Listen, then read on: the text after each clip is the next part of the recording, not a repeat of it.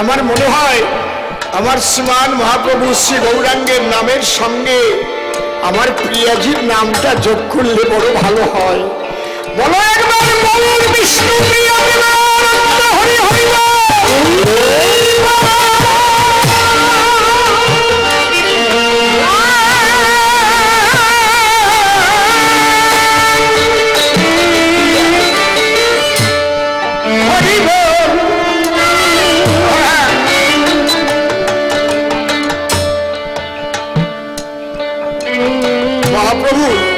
তখন বড় দুটো কাজ করেছেন সবচেয়ে। একটা, হিন্দুদের ইসলাম গ্রহণ করা থেকে ঠেকিয়েছেন, কারণ ব্রাহ্মণ্যবাদ সমাজপতি ব্রাহ্মণরা যেভাবে দলিত পতিত বলে এক শ্রেণীর মানুষদের হিংসা করতে, তখন ছোট জাত বলে, এটা এখনো যে পুরোপুরি চলে গেছে তা না, এখনো আছে, বাংলার বাইরে এখনো অনেক আছে। যে মানুষগুলো পূজার ফুল তুলতে পারত কিন্তু পূজার মন্দিরে ঢুকতে দেওয়া হতো না, বেলের কাটার আচর সহ্য করে বেল পাতা তুলে দিত কিন্তু শিব মন্দিরে তাকে ঢুকতে দিত না।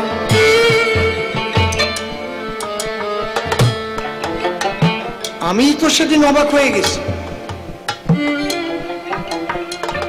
আমি কিচ্ছু বললাম না একটা কারণে, ভাবলাম 2 মাস পরে বলবো।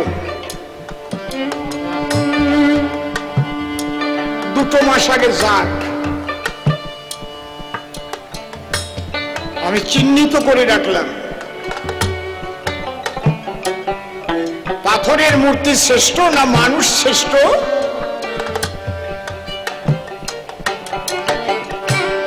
একটা জায়গায় গিয়েছিলাম, আমাকে স্পর্শ করতে দেয়নি,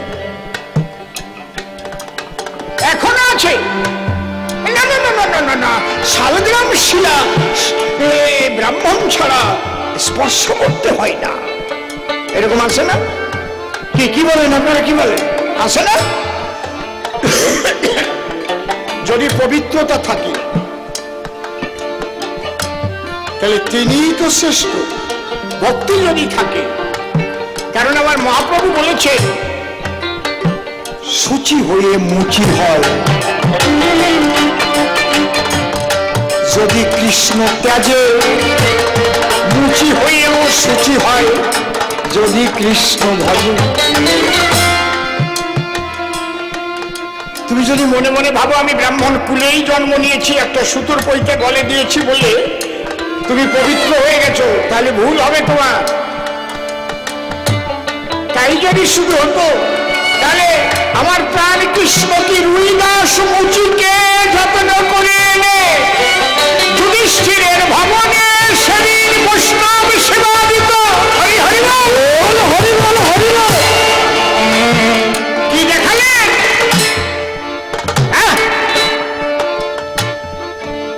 তুমি যাকে মুচির ছেলে বলে দূরে ঠেলে ফেলে দিচ্ছ, শ্রীকৃষ্ণ দেখিয়ে দিলেন মুচি হয়েও শুচি হয় যদি কৃষ্ণ ভজে। বোঝা যাচ্ছে কি? তাহলে আমার মতো মানুষকে ট্যান টেনে বাবন আমার শ্রুতি দেয় না, এটা আমি ভুলে যাব। হ্যাঁ, তাই সেই সময় কি অবস্থা ছিল? যে জন্য কাচারি মন্ডল, হায়দার আলী সিকদার, হান্নান আলী বিশ্বাস, এরা কারা? এরা হিন্দু সমাজের দলিত পতিত লাঞ্ছিত বঞ্চিত সমাজের মানুষ। মহাপ্রভু 2 হাত বাড়িয়ে বললেন, ওরে কে বলছে তোমরা ছোট জাত? ঈশ্বরের দরবারে ছোট জাত বড় জাত নাই, শুধু আছে ভক্ত আর অভক্ত। তোমরা এসো কৃষ্ণ প্রেম নিয়ে যাও, কৃষ্ণ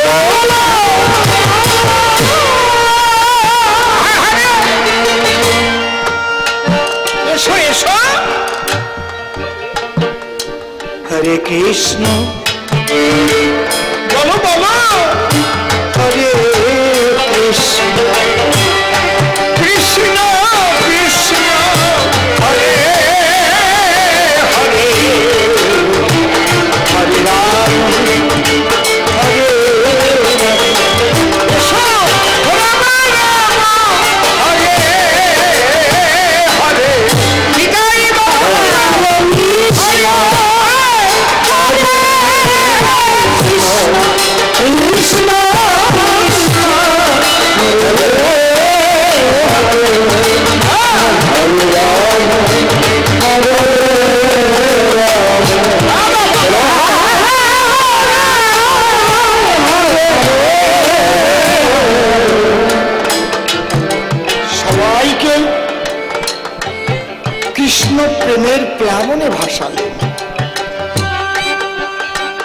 উচিতম চণ্ডাল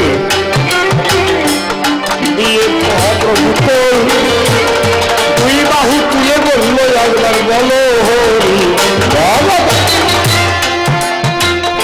দ্বিতীয় কাজ কি করলে? এই হিন্দু ধর্মে মায়াবাদী সন্ন্যাসী যারা কোনো অবতারবাদ মানে না, ভক্তিবাদকে তারা মানে না, তারা নিরাকার ব্রহ্ম উপাসক। নিরাকারবাদীরা সব দিন রূঢ় হয়, রূঢ় হিংস্র হয়। আর যারা ভক্তিবাদী তারা হয় প্রলাইট, নরম। হরে কৃষ্ণ, বাবা ভালো আছো তো? আর নিরাকারবাদীরা কিন্তু হিংস্র, সে হিন্দুই হোক আর যেই হোক। আর যারা ভক্তিভাব নিয়ে থাকে জল ভরা চোখে থাকে তারা। হে গোবিন্দ, দেখা যাও তাদের হৃদয় হয় কোমল, তাদের ভাষা হয় মধুময়, তাদের ব্যবহার হয় অতি সুন্দর, তাদের চলন বলন হয় মধুময়, মধুময়, মধুময়। একজন বৈষ্ণবকে দেখবেন কত ধীর, কত স্থির, নামের মধ্যে ডুবে আছে। আর নিরাকারবাদী যারা, ওরে বাবা, বুঝতে পারছেন? এই জন্যে আমার শ্রীমান মহাপ্রভু এখান থেকে বাঁচালেন। তিনি বললেন না না, ব্রহ্ম যদি সত্য হয় তারই জগৎ সত্য, ব্রহ্মের ঘনীভূত অবস্থায় জগৎ, যা দর্শন করিতেছ তাই ব্রহ্মময়। তাই সবাইকে প্রেম দাও,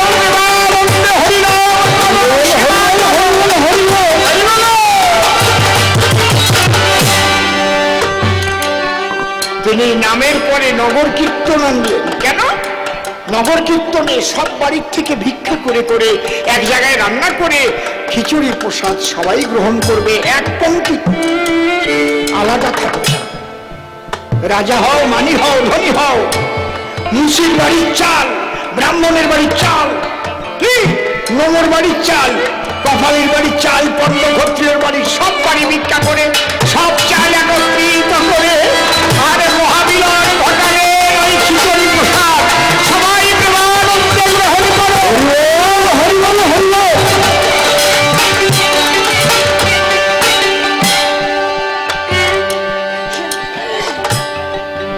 শুধু নেগেটিভ আলোচনা করতে নেই, নেগেটিভ যে জিনিসটা ছিল কিভাবে আমার মহাপ্রভু পজিটিভে আনলেন সেটা। আজকে এক ধরনের কীর্তন নিয়ে বেরিয়েছে, তারা শুধু নেগেটিভ নেগেটিভ। আমার মনে হয় কোনো মুসলমান ভাইও বলার সাহস পায় না তারা যা যা বলে হিন্দু ধর্ম সম্পর্কে। আজ পর্যন্ত তারাও বলার সাহস পায়। ঠিক বললাম কি বেঠিক বললাম? হিন্দু সনাতন ধর্ম কি এত খারাপ নাকি? সবকিছু খারাপ নাকি ওর মধ্যে? হ্যাঁ, একটা বাড়ি ঘর করলেও তো তার মধ্যে পায়খানা বাথরুম থাকে না, ড্রেন থাকে না। আর তুমি যদি শুধু পায়খানায় যে গন্ধ শোকো, দেখি গুড় গন্ধ কেমন, প্রস্রাবের গন্ধ কেমন। কারণ সেই বাড়ি ঠাকুর বাড়ি আছে, ঠাকুর ঘর আছে, তা দেখো না চোখে? কি স্টাডি রুম চোখে পড়ে না? কত বইপত্র। এক ধরনের মানুষ আছে যারা এই হিন্দু ধর্মের বদনাম করবার জন্য কীর্তনিয়া সেজে গান দিয়ে বেড়ায়। তারা হিন্দু ধর্মের চরম শত্রু। এই শত্রুগুলোকে চিহ্নিত করা উচিত। তারা এই কথাটাই বলতে চায় যেন হিন্দু ধর্মে ভালো কিছু নাই, সব খারাপ। ঠিক বলছি না বেঠিক বলছি? আরে ভালোটা বলো, খারাপটা রেখে, খারাপটা তো বলবেই, যেগুলো খারাপ তার বিরুদ্ধে কথা বলো, কিন্তু এই খারাপের জন্য ভগবান ভালো কি শিক্ষা দিয়ে গেল সেটা বলো। হরিবল হরিবল নাকি?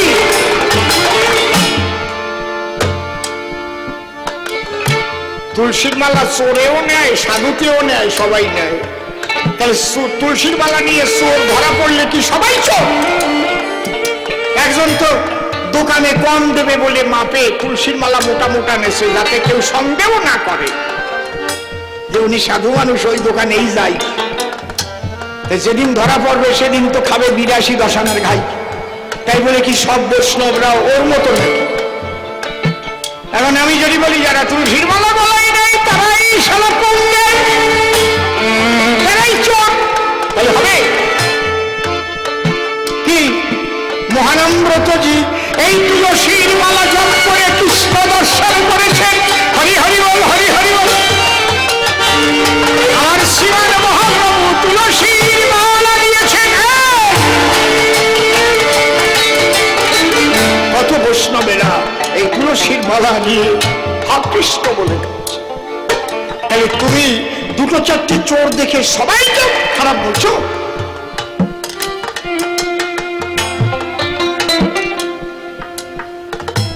এই জন্য আমি শুধু নেগেটিভ আলোচনা করি না।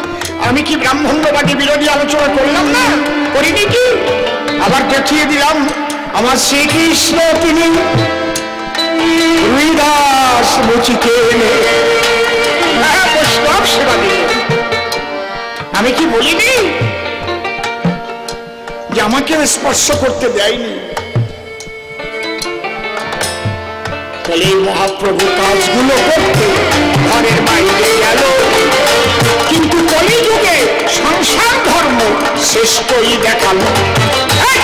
এই নিত্যানন্দের পথ শ্রেষ্ঠ, বলো সবাই জয় নিতাই বলে।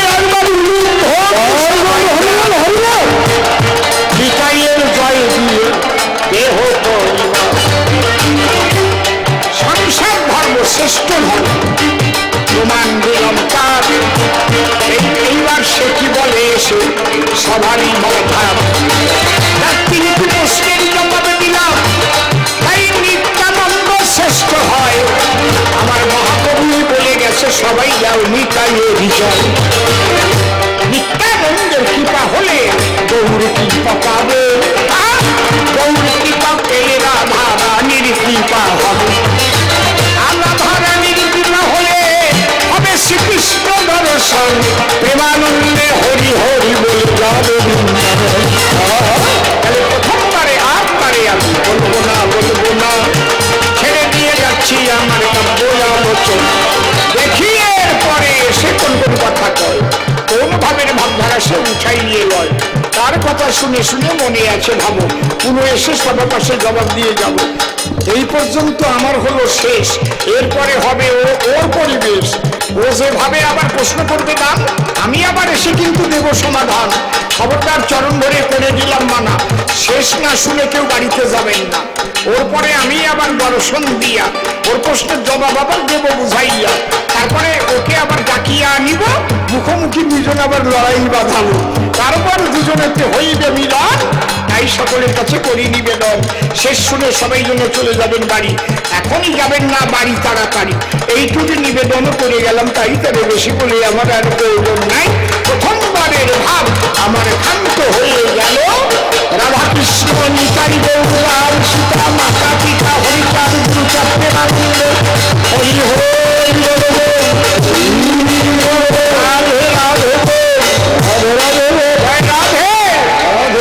যাও বাবা।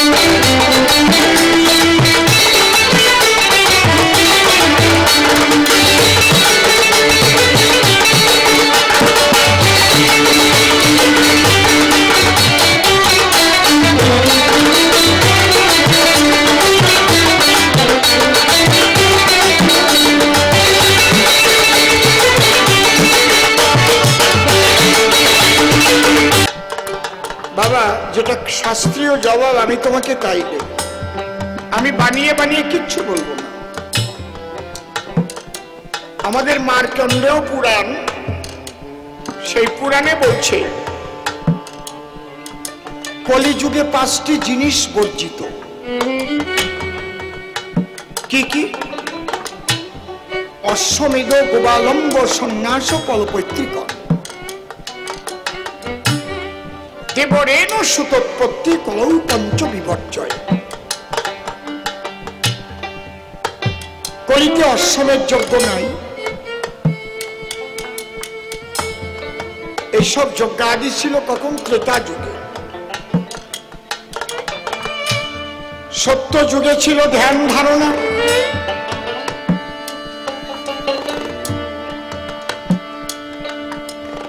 ত্রেতা যুগে ছিল যাগ যজ্ঞ। আরে তারপরে ছিল অর্চন বন্দন। আর কলিতে হরিনাম সংকীর্তন, প্রেমানন্দ, হরি হরি বল, ভক্ত হরি বল, হরি বল, হরি বল।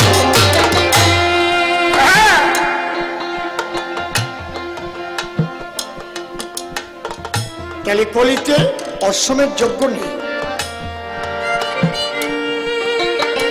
অশ্বমেধ, গোবালম্ব, গোমের যজ্ঞ নেই। সন্ন্যাস, মূলত শাস্ত্র মতে কলিতে সন্ন্যাস নেই। সেখানে স্থায়ী দিয়ে দেখবা, চুরি করে যাও কেন ওখান থেকে? দেখবা ঠিক আছে, শুনবা, ওই জায়গা বাজাও না, তার মানে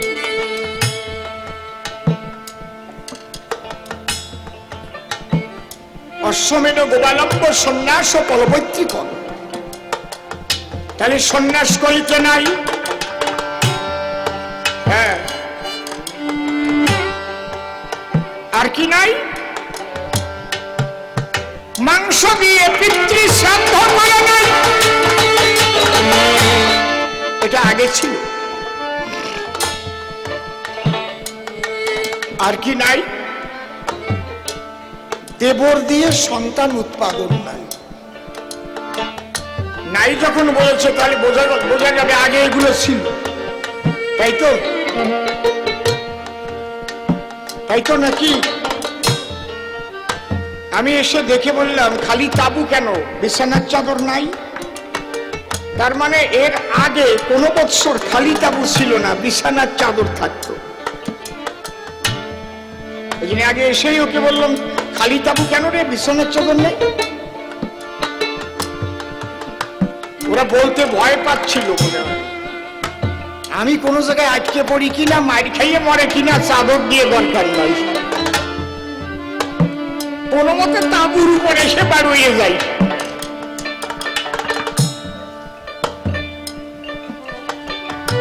কিন্তু যা, এটাও তো বুঝতে হবে আমি কথা দিয়ে কথা নষ্ট করি।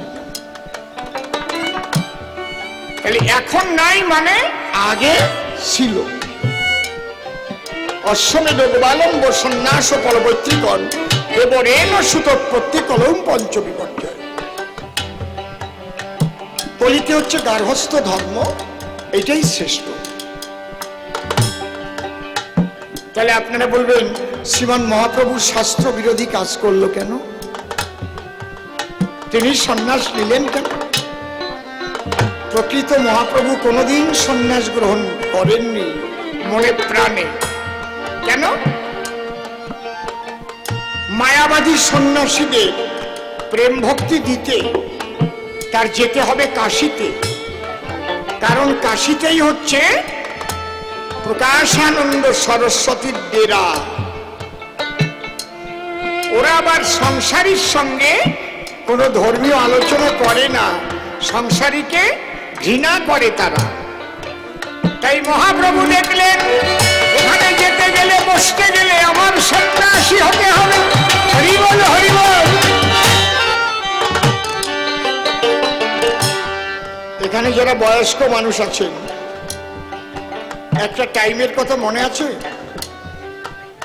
সিদ্ধার্থ শঙ্কর রায় যখন মুখ্যমন্ত্রী হয়েছিলেন,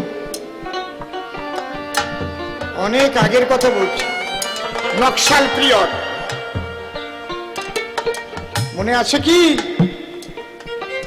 ওই নকশাল বাড়ির চারু মজুমদার, তখন আমি অসীম সরকার থাকতাম নিউ জলপাইগুড়ির পাশে রাঙাপানি, ওখানে ছিল আমাদের বাড়ি। নিউ জলপাইগুড়ি, রাঙাপানি, চটেরহাট, নিজবাড়ি, ধুমডাঙ্গি, করশালা, পাঞ্জিপাড়া, গাইশাল, গুঞ্জুরিয়া, কানকি, সূর্যকমল, সব রেল স্টেশনের নাম বললাম। দাদুর সঙ্গে মালদা থেকে আমের ব্যবসা করতাম।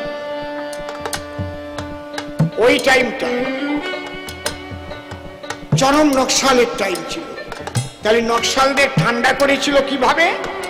পুলিশদের নকশাল সাজিয়ে ওই দলে ঢুকিয়ে দিয়েছিল। ওরা বুঝতেই পারে না। তাহলে নকশাল ধ্বংস করবার জন্য প্রশাসনের লোক সিভিলে নকশালের মধ্যে ঢুকে গেল, তারাও নকশাল হয়ে গেল। সুকৌশলে তাদের কিন্তু শেষ করে দিয়েছিল। তাহলে মহাপ্রভু কি করলেন? উনি আসলে সংসারী, তাই না হলে কি একের জায়গা দুটো বিয়ে করে? একটা বউ মরে যাবার পরে আবার বিয়ে করে, তার মানে উনি তো সংসারী।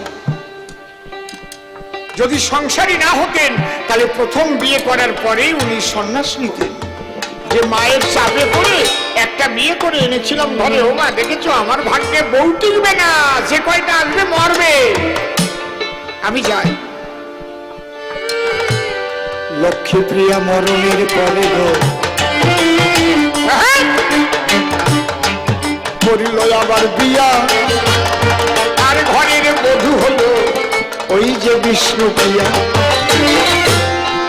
তাহলে এখানে বোঝা যায় তিনি সংসার করবেন বলেই পুনঃবিবাহ করলেন। তাহলে তিনি কেন আবার সংসার ছাড়লেন? ওই কৃষ্ণ প্রেম ভক্তি দিতে গেলে ওই যে কাশীর সন্ন্যাসীর দলে, ওরা সন্ন্যাসী না হলে তারা তার সঙ্গে আলোচনাই করে। এই জন্য চৈতন্য চরিতামৃতে লেখা আছে, সন্ন্যাস লইনু যবে ছন্ন হলো মতি, সন্ন্যাসে কি প্রয়োজন মূল প্রেম ভক্তি। প্রেম আর ভক্তি হচ্ছে প্রধান। এই জন্য মহাপ্রভু উনি এক কথায় কপট সন্ন্যাসী, উনি প্রকৃতপক্ষে সংসারী। তবে আমি ধন্যবাদ দেই প্রিয়াজিকে, বিষ্ণুপ্রিয়ার মতো অনন স্ত্রী যদি মহাপ্রভু না পেতেন তাহলে নিশ্চিত এইভাবে হরিনাম প্রেম বিতরণ করতে পারতেন না।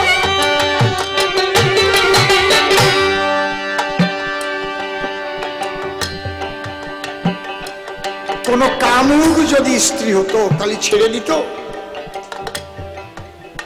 এই জন্য প্রেমিকা সহধর্মিনী, তিনি জগতের কল্যাণের জন্য স্বামীকে পাঠিয়ে দিলেন, যাও।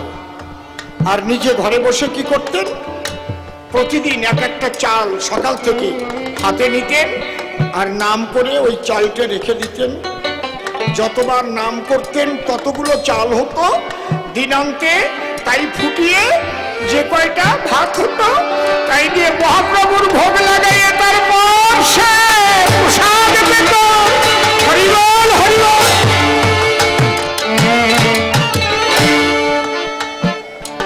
শুধু ধনে থাকিলে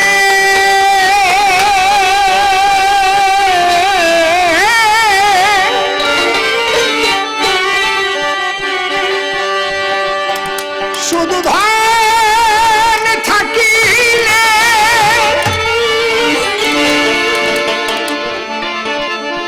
শুধু ধন থাকিলে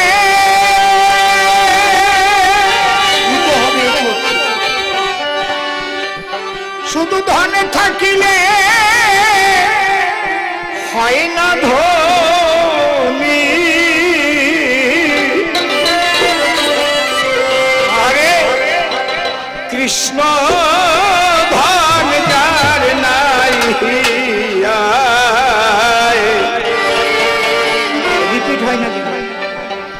বা ধনী আরে কে বা গরিব বোঝা বড়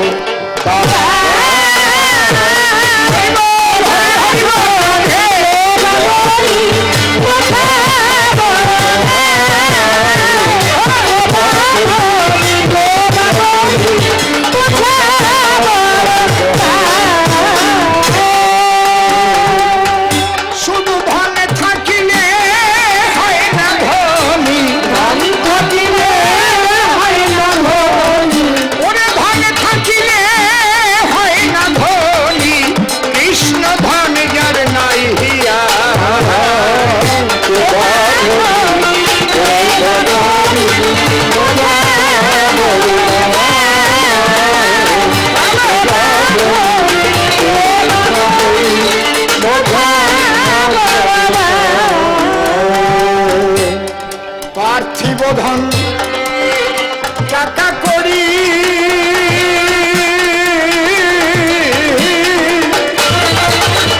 ওরে অর্থ সম্পদ বিষয়ে বাড়ি যেতে হবে একদিন সকল ছাড়ি লইয়া বিদায়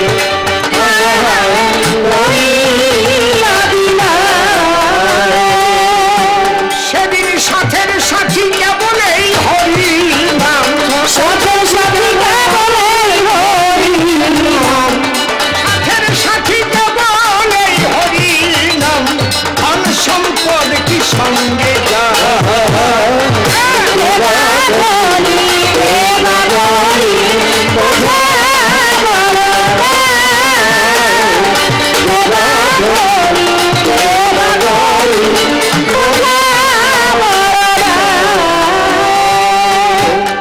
কৃষ্ণ ধনে যা ভরা হৃদয়ে ভাই রে কৃষ্ণ ধনে যা ভরা হৃদয়ে সে যে বড় ধনী তা নয় তার সঙ্গে তার তুলনা হয় সারা বিশ্বময় সারা বিশ্বময় সে যে প্রেম সাগরে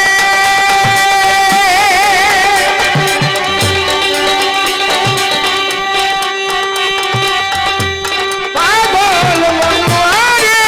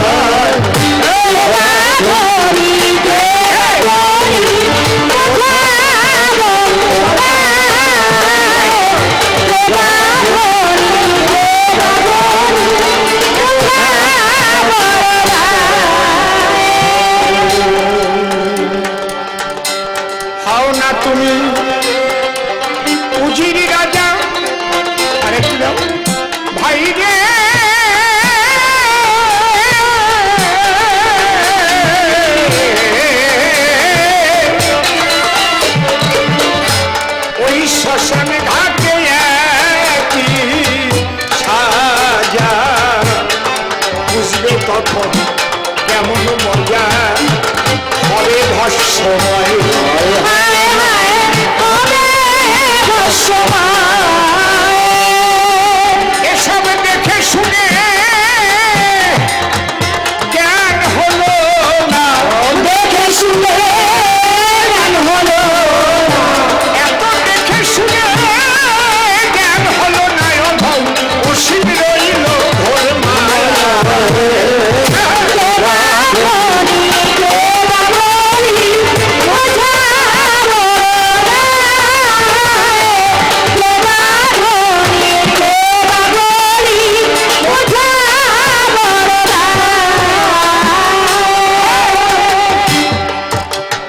কল্পনাতে যোগানন্দ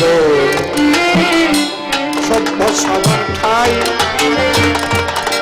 বিপক্ষেকে প্রেমানন্দ তারে আমি পাই একে একে তিনটি প্রশ্ন বসে আমার করল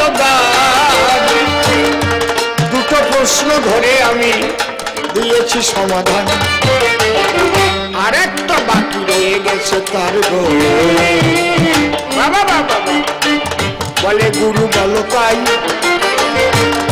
তুই পথে গেছে দেখি ওই গৌরার নিতাই আমরা কলির জীব কোন পথে যাব তুমি তারে দেবে নিদর্শন সেই প্রশ্নের জবাব দেব শোনেন জানি একটু বাড়বে বাবা জয় রাধে জয় রাধে জয় রাধে জয় রাধে রাধে রাধে